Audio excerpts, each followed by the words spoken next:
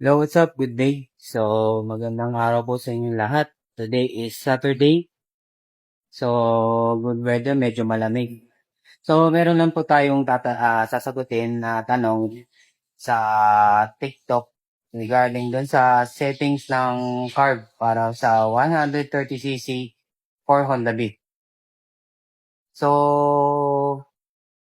sa mga settings ng jettings for Honda Beat, hindi naman halos lahat pare-parehas eh. Igagaya mo yung sabihin natin nasabi mo na sa kanya ganitong set ng jettings, ipaparehas mo rin sa'yo. So, hindi pare-parehas. Tsaka depende rin sa lugar mo. Kung yung lugar mo is mababa, yung hangin, depende kasi sa hangin. Kasi pag mataas na lugar ka, manipis yung hangin. So, mag-a-adjust ka ng jettings kung ano yung ah, hinihingi ng makina mo. O yung hinihingi ng cams na nakakabit sa head mo. Kasi yun, doon naman tayo dedepende kung ano yung hinihingi ng cams. Depende sa settings din. So, yung gamit nating card, pakita lang natin kung ano yung gamit nating card. Yan. CPO na class A lang yan na flat slide PWK 26mm. So, ang jettings ko dyan is 118.38. 118.38. Tapos yung karayon niya is nakasagad sa taas. Kasi nga malakas ang consume niya dun sa middle ng sa guide ng karayom. Nasa gitna kasi nung original niyan eh. So malakas yung consume niya. So binaba ko. Nilin ko yung karayom. So doon niya nakuha yung tono. So pakita ko sa inyo mamaya kung ano yung plug reading ng carburetor ko sa settings na yan. So yung load ng motor natin is 130cc AS. 130cc AS. So goods na goods yan para sa sa daily. So ako set lang natin yan. So pakita ko sa inyo. Kasi actually sa pipe pa lang makikita mo na eh. Kung makikita nyo, lagyan natin iba yan. Medyo brown na siya. Yan, kulay kalawang. Kulay kalawang. So, yan ang na signs na good yung tuning ng carburetor nyo. Kasi yung iba, kulay black, ibig sabihin lean o rich yung mixture ng settings ng carburetor nyo. Depende kasi, depende kung ano yung hinihingi ng makina nyo. Hindi naman halos lahat pare-parehas is same ng settings. May ibang settings na mababa yung settings, 110, 112. Kasi yun yung hinihingi ng cams niya. Yun yung hinihingi ng makina niya. Hindi lahat pare-parehas. Kasi same na, sabihin natin same ng load, same ng bore, sabihin natin same kayo ng set. Parehas kayong 130cc o 150cc o 160cc. Pero yung settings ng jettings pagdating sa carburetor, hindi pare-parehas yan. Kasi hindi naman pare-parehas lahat ng cams na nakalagay. Kasi yung ng gasolina is dumedepende kung ano yung cams na nakalagay sa makina mo. Correct me if I'm wrong. Kasi base lang to dun sa theory ko. So, yun lang. So, sana nasagot ko yung tanong mo. And trial and error. Lalo na pag DIY ka, DIY mo ginagawa yung pagtotono ng carburetor, talaga matagalan. Hindi ka agad yan makukuha ng isang salpaka mo, maitotono mo kaagad. So maraming components kasi ang carburetor para i-tune mo yung settings na kailangan mo. Makatipid sa gas o optimal. Kung gusto mo na medyo malakas yung makina mo. i-reach mo. Pwede rin pwede mong i-lean, pero delikado. Lean nga, malakas ang makina sa lean, lalo sa mga karera. Yung iba dyan, yung iba nga set, pagdating sa racetrack, iba nililim talaga. As in 50-50. Anong magiging result. Pero malakas sa malakas. Pero sa akin, mahaba hindi ka agad makukuha ng isang salpakan lang. Maraming components kung paano mo isi-set. Isi-set ka sa, mag-tune ka sa needle, mag-tune ka sa idle screw, mag-tune ka sa kung sa mga jettings, main jet, slow jet, dapat pag magtutono ka ng carburetor, marami kang jettings. Para if ever na may problem, feeling mo parang kulang o parang hagok, is makakapagpalit ka ng parts. Yan, ano po ba? So, yun lang. Tsaka ako kasi minsan, tagal na rin ako nagtutono ng car sa motor. Alam ko na kung lean o kulang, kung ano yung kulang. Kasi sa RPM pala malalaman mo na. Sa mga, alam yan ng mga old mekaniko.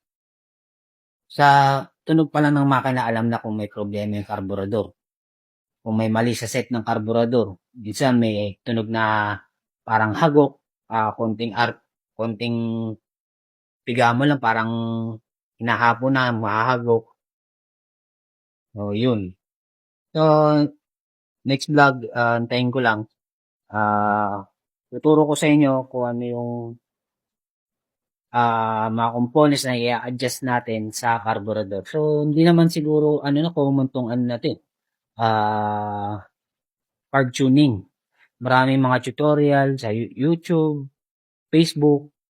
So, sa akin lang naman, sinagot ko lang yung tanong ng followers ko sa TikTok. Paano yung settings? So, which is nga, hindi pare-parehas lahat ng carb tuning pagdating dyan sa carburetor. Hindi halos lahat. Katulad ng, sa kanya, sabihin natin ito yung jettings na nakalagay sa kanya, is gagayahin mo. Paparehas mo sa inyo. Trial and error nga yan. Hindi kagad makukuha na isang tunuhan yan ng pagtutune ng karburador. So, gusto nyo makita, bubuksan natin yung spark plug. Then, pakita ko sa inyo kung ano yung sunog ng spark plug reading natin. And so, yun. So, pakita ko sa inyo. So, ngayon ko lang ulit bubuksan to. So, hindi ko pa na-check talaga yung actual ng plug reading ng spark plug. Kasi doon tayo magbe-base kung tama ba yung tune natin sa carburetor. So, tara, tara natin. So, gagamit lang tayo ng tools ng close range na 90 mm and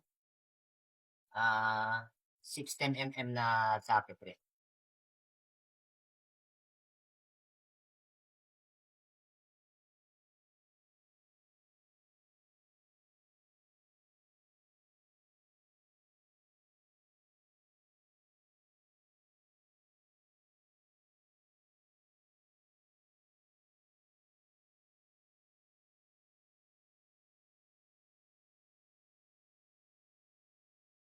So, ngayon ko lang ulit bubuksan to. Hindi ko na binuksan kasi nakita ko na yung yung sunog sa tip ng tambutso. So, medyo brown, kalawang, medyo pagka ganun kasi optimal na.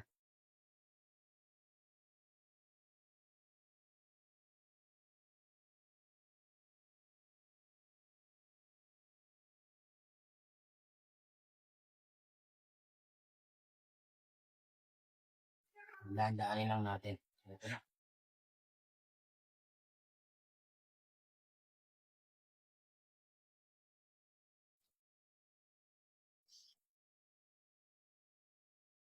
So, this is it, the moment of truth.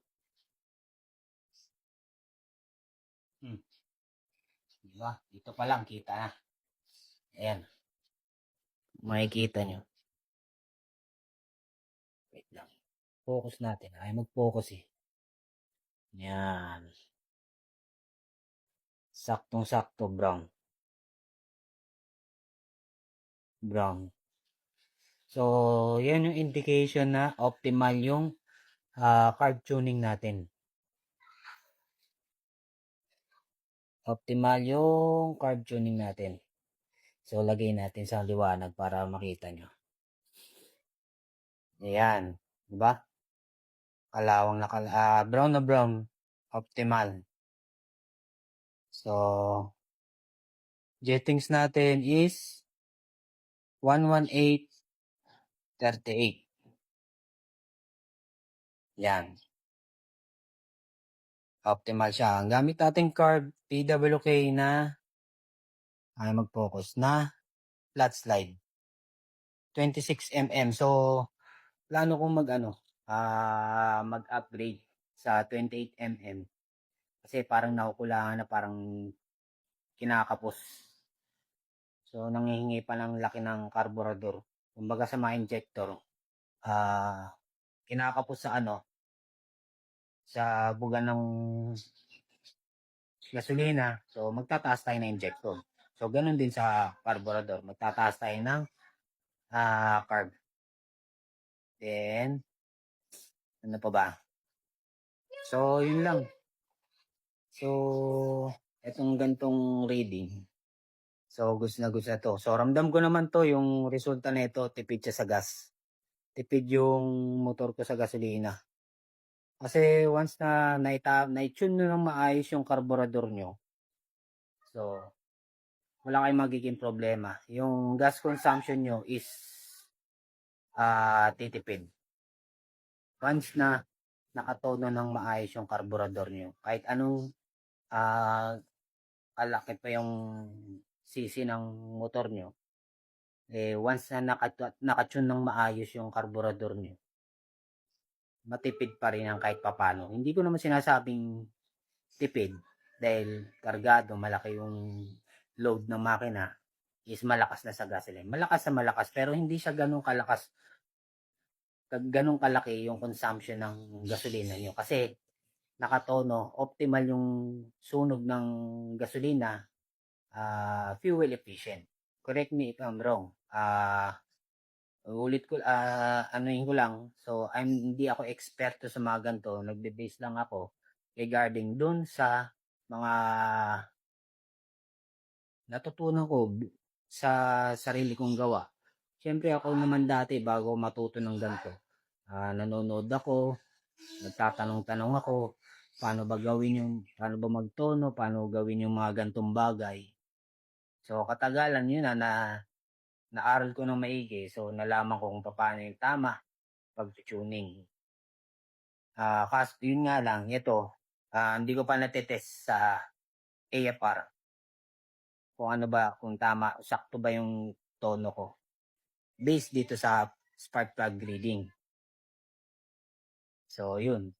So, nalalaman ko lang din pala, depende din kung ano yung binubuga ng pipe. Kasi pag amoy gasolina, mag-a-adjust ako. Kasi sa minor pa lang, tsaka sa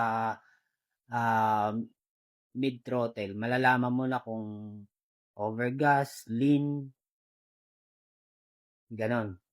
So, sa akin, yung sa amoy pa lang ng tambutso, yung malalaman mo yung parang amoy sunog na kahoy na hindi mo malaman. Yun yung basehan ko na tama yung tono ng carburetor ko. And then, so, yun na nga. So, wala sa next vlog, kita-kita ulit tayo. Pagka nagpalit tayo ng carburetor, explain ko sa inyo kung ano yung mga components na dapat i-adjust sa pagtotono. Mula sa, sorry may name, tumana mo to. So, mag-ano tayo doon. Okay. Explain ko sa inyo mga components ng carburetor na dapat i-adjust magmula sa needle, main jet, slow jet, tsaka air screw. And then, paano magtono ng tamang RPM sa carburetor kung paano starting. Kasi sa akin kasi, nag-i-start ako sa na sineset ko yung carburetor sa high RPM, close yung air screw. Then, pag umandar na, doon ko na lang hahanapin yung tamang idle ng RPM ng carburetor. Then, doon ako mag-i-start magtono. So, yun lang. Hanggang dito lang muna yung vlog, video natin regarding patungkol dito sa carburetor. Then, sinagot lang natin. Sana nasagot ko ng maayos yung nagtanong dun sa TikTok natin. So, maraming salamat sa panonood. And till next vlog, kita-kits po tayo sa next review regarding do sa carburetor na i-install natin dito sa Honda Beat card natin. So, maraming salamat. Thanks for watching. Oops, wait lang. Di pa tapos. Kung gusto nyo pala ng carb na quality and madaling ito, no? Check nyo. Then, lagay ko yung link sa comment section kung saan mabibili. So, yun lang. Final na to. Bye-bye. See you.